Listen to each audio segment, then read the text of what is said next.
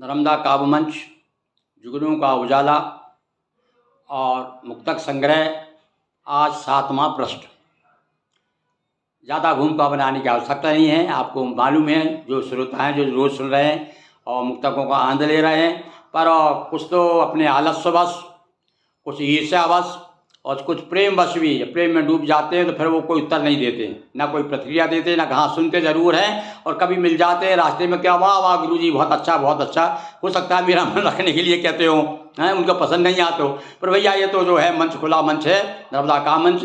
आपका भी स्वागत है। यदि इस प्रकार के आपने कोई रचना की है और लिखा है और आपका मन यदि होता है कि मेरी कविताएं मैं भी जन जन तक पहुंचाऊं, तो उनका स्वागत है। मुझसे आप संपर्क करें, मैं आपको आमंत्रित करूंगा नर्मदा काम मंच पर। और इसी प्रकार से जैसे मैं खुल करके, जैसे आपने सामने अपने बैठे हुए हैं, ऐसी बात कर रहा हूँ, इसी प्रकार से आप अपने मित्रों को भी सुन सकेंगे।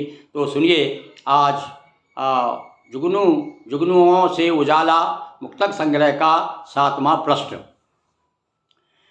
देखिए, अब आप वक्त के बताया, कभी कभी आदमी कितना लाचार हो जाता है कि बिन बुढ़ापे के बाल झड़ते हैं, बिन बुढ़ापे के बाल झड़ते हैं, बड़े बड़े जड़ से उखड़ते हैं। देखो यही हो रहा है। अब देश के एक एक पंक्ति ध्यान दीजिए। आप अपने अपने हिसाब से, राजनीतिक अपने राजनीति से हिसाब लगाएगा, धार्मिक व्यक्ति अपने धर्म के अनुसार अर्थ लगाएगा, और जो बेचारा सामाजिक व्यक्ति है वो ढूंढेगा समाज में कि मुक्तक कहाँ फिट होता है। देखिए आप, बिन बुढ़ापे के बाल झड़ते हैं, बड़े बड़े जड़ से उखड़ते हैं, और वक्त जब इंकलाब करता है, सर मुड़ाते ही ओले पड़ते हैं, सर मुड़ाते ही ओले पड़ते हैं। तो इसमें मैंने एक मुहावरे का प्रयोग किया। और दूसरा मुक्तक देखिए 7वें पृष्ठ का, कि वंश चलता नहीं ललन के बिना। अब कह रही है, धारणा तो झूठी होती जा रही है।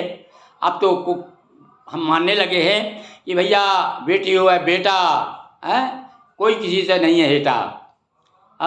अब आप बेटा बेटी भेद ना करें। पर हमारी भारतीय संस्कृति में हमारे सयानों से एक परंपरा रही है, भावना रही है कि मरते मरते भी आदमी अपने बेटा, कि हमारे वंश में एक ऐसा लाल हो जो वंश को आगे बढ़ाए।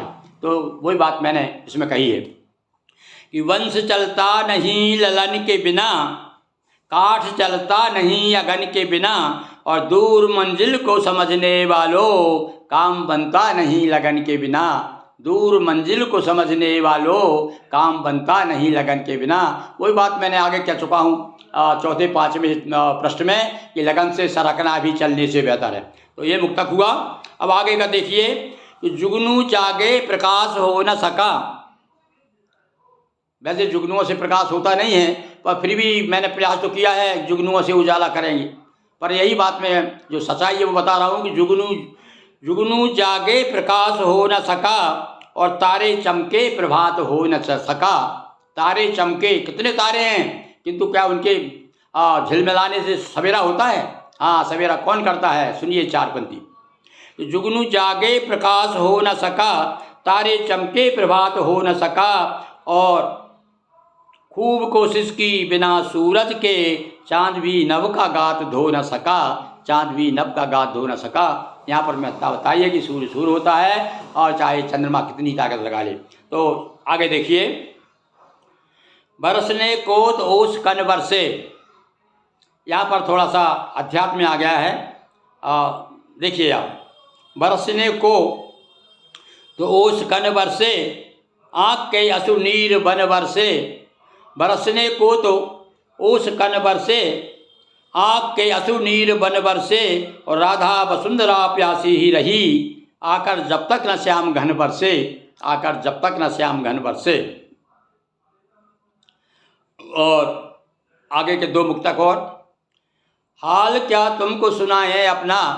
देखिए, मुझ जैसे कितने मेरे साथी हैं जो ऐसी स्थिति से गुजर रहे हैं, और उनको विशेष रूप से ये चतुष्पदी बहुत पसंद आएगी, कि हाल क्या तुमको सुनाए अपना, रात दिन एक आग में तपना। रात दिन एक आग में तपना, और खोज के बाद में पता ये चला। खोज के बाद ये पता ये चला, कि जिंदगी सिर्फ है निरा सपना। जिंदगी सिर्फ है निरा सपना। और ये तो बात बिल्कुल सच्चाई है ही, पर सपनों में भी हमें आनंद आता है, इसलिए हम सपनों को एकदम रिग्लेक्ट भी नहीं कर सकते। तो लीजिए, ये सपने वाली बात हुई। अब आगे के सुनिए। हाँ, अब देखो, इधर तो मैंने बता दिया कि संसार एक सपना है और सपने में भी जी रहे हैं हम, और सपना भी अच्छा लगता है। हाँ, सपना देखना भी बहुत ज़रूरी है। तो ये सपने में रहते हुए हम आज एक दिन यदि जागृत हो गए, भगवान की यदि कृपा हो गई, तो सपना टूट जाएगा और उसे टूटना ही है। आप यदि कोशिश करके अपने आप ये समझ जाए कि ये सपना है तो ठीक है, नहीं तो सपना तो आपको तोड़ने वाला जिसने आपको पैदा किया है, और वो तो आपको समय पर तोड़ ही देगा। अब देखिए, फिर एक आशावादी दृष्टिकोण। मैंने बताया आपको कि मेरे मुक्तकों में ज़्यादातर आशावादी दृष्टिकोण अधिक है।